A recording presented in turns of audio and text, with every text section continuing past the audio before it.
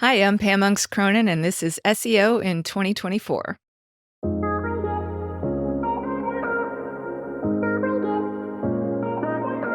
Pam, what's your number one SEO tip for 2024? My number one tip for SEO in 2024 is to keep your eyes peeled for new, much better technical SEO tools that utilize AI. Okay, much better. So they don't exist at the moment. I'm just saying, well, yeah, I guess I am saying that. All right, so to be clear, there are a lot of great technical SEO tools out there. And when I say technical tools, I mean those that, like a screaming frog that crawl and gather every bit of technical information about the site for you, or some of the more all-encompassing platforms where you can kind of manage everything in one place, both technical and on page. But so there's great tools out there now. And maybe they're utilizing AI a bit, or maybe they'll start to more. But right now, they're still kind of in a category in my mind of traditional SEO tools. And so what I would love to see that I haven't seen yet is some really, truly impressive AI-driven technical SEO tools, meaning, let's use Screaming Frog for an example. You run a Screaming Frog crawl, you get every bit of technical data about a site you could ever possibly collect. You're basically kind of recreating Googlebot and collecting all the information that Googlebot collects, right? So then it's just up to RI, real intelligence, to figure out what to do with it. And I'm like, in this age of AI, I'm thinking, why does it still stop there? Why can't it go further using AI and basically reverse engineer Google's algorithms as best it can from learning from Google and tell us exactly what our biggest wins would be with that particular site that it just gathered all that information from? So sticking with Screaming Frog as an example, I mean, would you like to see a Screaming Frog plugin for ChatGPT? Something like that would be incredible, but maybe not ChatGPT though. I mean, everybody is so tunnel vision on ChatGPT because it's amazing. Yes, it's breaking barriers that haven't been broken before. It's incredible. So, but I think it's too limiting to constantly think of AI as just ChatGPT. For example, I've had some software developers reach out to me and ask me to review their new AI-driven Google Analytics tools. And there's a bunch of different ones, but they're all the same. And it's so ChatGPT driven, like it's trying to mimic ChatGPT by giving you the ability to chat with your content. So you can ask it a question, how many visits did I get in blah, blah, blah frame of time from blah, blah, blah source. That's not that impressive to me. I feel like AI could do so much more. Chatting is not what I want to see done with AI in the SEO and analytics world. I think it's learning, the machine learning aspect of it, more so than the chat aspect of it. So as a simple example, yes, I would love to see a Screaming Frog plugin for ChatGPT. But what I'd really love to see more than that is something along the lines of a Screaming Frog AI that is its own AI that learns from, think about how many SEO professionals use Screaming Frog. If it was like a SaaS software, all online, and it collected, obviously with consent, but anonymously collected all sorts of information about how the best performing sites are technically configured versus how the worst performing sites are, and which technical changes after a crawl is done and performed and made, and which ones created the most improvement, which ones were useless. If you imagine all that knowledge from all those SEOs using Screaming Frog, all collected into one AI that's constantly learning, I think that would basically reverse engineer the Google algorithm. And then I guess ideally, well, I mean, that's something in itself, but the next stage after that, ideally, would be making the changes on your behalf. So identifying where the issues are on your site, but making the site performance improvements. Would you like AI to do that? Eventually, yes. I would not trust it to that degree yet. Like I said, a lot of the AI tools that I've seen thus far are not that impressive, not that really just artificial.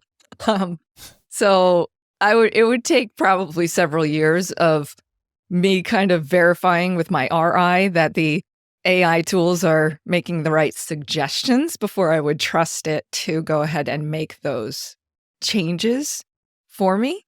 I guess there are stages. Yes, exactly. An ultimate stage would be that auto-tuning of the site based on, Google's algorithm changes, the AI notices that it changes, it noticed that your, canonicals or whatever need an edit because of it, and it just does it. That would be very interesting because it would be this constant, quick, iterative race between the SEOs and Google, whereas now it's like Google moves and it takes us a while to catch up. But perhaps you could let it loose on a category in your blog, a relatively unpopular category in your blog to begin with. Maybe you could use an AI to take information about pages that are perhaps on second or third page of the SERP for minor keyword phrases and make some minor tweaks to them to attempt to rank them more highly. I guess something like that you're likely to be comfortable with or more comfortable with, yes. Yeah. Yes, more comfortable for sure with something that's like, with the approach that's like, don't fix it if it's not broken. Like, only tinker with the broken stuff. If it could be limited to that I would feel a little bit better about, but also a way to roll back changes, like a really good change log where you can monitor it and see the AI did this. And for whatever reason, you really don't agree with it because you know something else about something else somewhere else on the site that would make that not a good idea. Like, if you could just roll it back, I think that would be necessary. But unfortunately, I think we're incredibly far away from that at this point. As rapidly as AI is evolving, I just can't imagine that in 2024 we would see it get to that point. So what I'm excited for next year, for the coming year, is that hopefully the tools will start to come out that really utilize the learning aspect of AI as opposed to the chatting with a bot aspect of AI.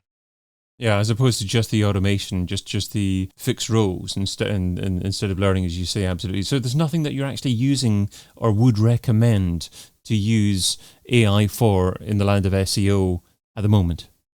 I mean, not with regard to technical SEO tools.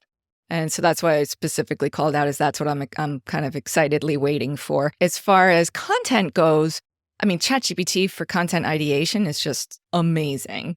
I couldn't recommend that more for content ideation, not for writing your full content and publishing it with ChatGPT as the author. I certainly don't recommend that. But for content ideation, oh my gosh, it's amazing. And I recommend everybody use it for that.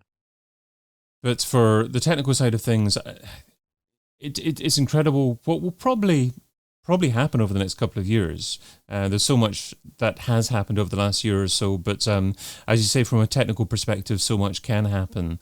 And you can imagine AI knowing precisely what needs to be done to make a website perform exceptionally well from a user perspective. Are we not going to get to a stage where all sites are performing equally well, and it's just going to be about the content or the experience, and we're back to eat again instead of technical SEO?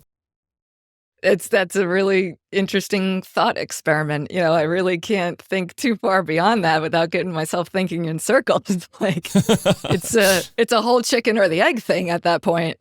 Like, who knows? Maybe at that point, Web3 will take over and we'll all be focusing on that instead. That's probably my best guess about that. But at the moment, we absolutely have to optimize both the chicken and the egg. Yeah. Yes, definitely. So we're automating some content production at the moment. We may automate a lot of technical improvements with regards to our SEO in the future. But is there anything that you foresee that we should never automate? Is there anything that what's going to be left for humans? Yeah. I know, right? Well, basically, you just said it, content production. Content ideation, meaning like the planning and the strategizing, is what I recommend automating with AI. But I feel like the content production part probably should never be automated, especially in this world of the new E in EEAT, where, Google has told us specifically that they want us to add this new E, which is experience, to EAT, expertise, authoritativeness, and trustworthiness, I think, because EAT can be pretty well mimicked by AI. And personal firsthand experience can't. You can't ask ChatGPT to talk about it. I mean, they can make it up, but to create a genuine case study about something that you did for a client that worked, like, no, nothing can replace that firsthand experience. So the full content production with the injection of the personal firsthand experience, I would say, should probably never be automated. But one thing that should be, that we didn't touch upon yet, is process. Just like project management type things. I've implemented some things using AI that have tremendously improved things for us just from an automating process perspective, where, tools like ChatGPT's AI can like write conference call summaries for us based on a transcript, or, we can do an automatic report review because I have a prompt that I've created in the GPT for Sheet add-on where I put all my thoughts about what I look for when I review a report before it goes out. And it checks the report summary for all of those things. Like, did we say anything that sounds like we're making a promise?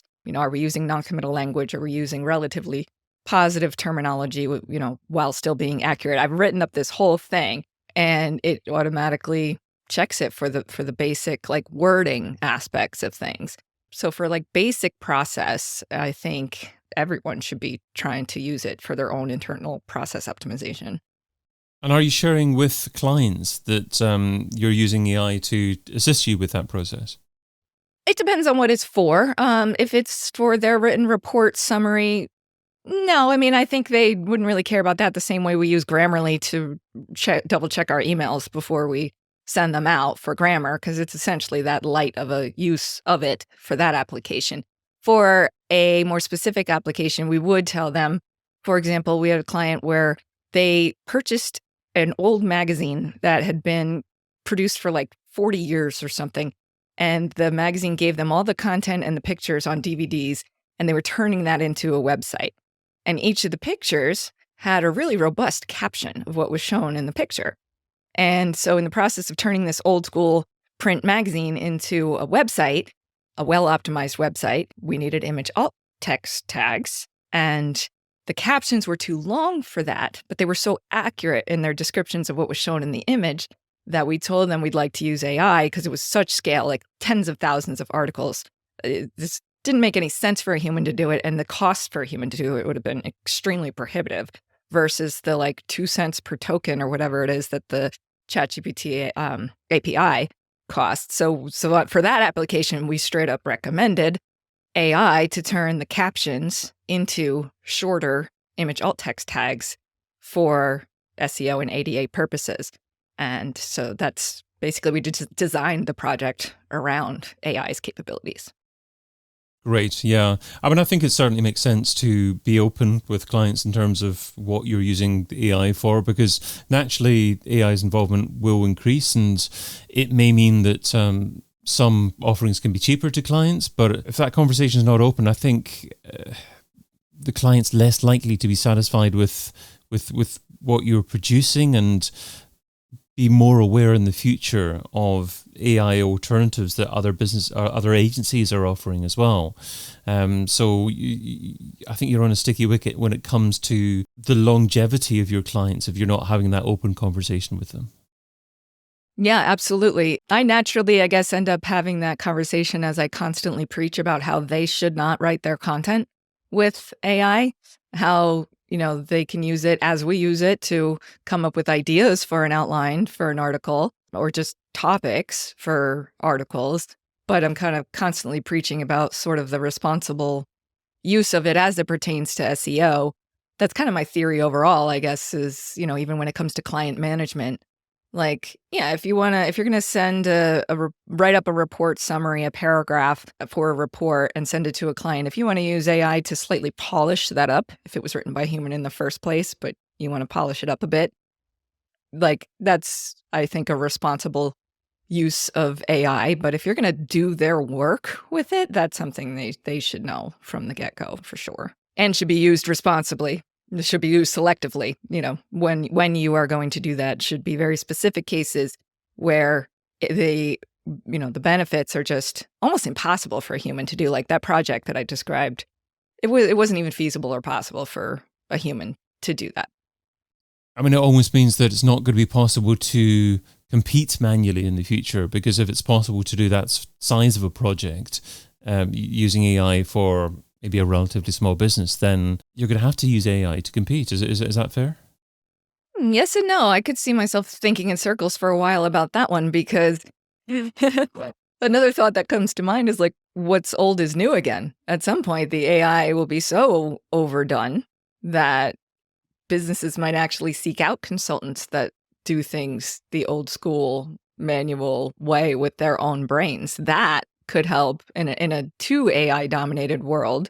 That injection of human intelligence, of real intelligence, could be the differentiating factor. Yet on the flip side, to your point, the scale of certain projects and the role that AI plays in scaling probably would limit competition. But I don't know. In another way, another thought is that it's kind of already that way. Like for us to compete against a big SEO agency that has hundreds of employees and, project management software we couldn't dream of affording, and, just team sizes we couldn't dream of, like that's going to open them up to certain enterprise level clients and projects and scale that we wouldn't be able to do. But that's fine, because we don't even position ourselves that way. We position ourselves as small, boutique, hands-on, one-on-one communication with clients, and that's our differentiating factor. So I kind of imagine it might end up staying kind of the same as that.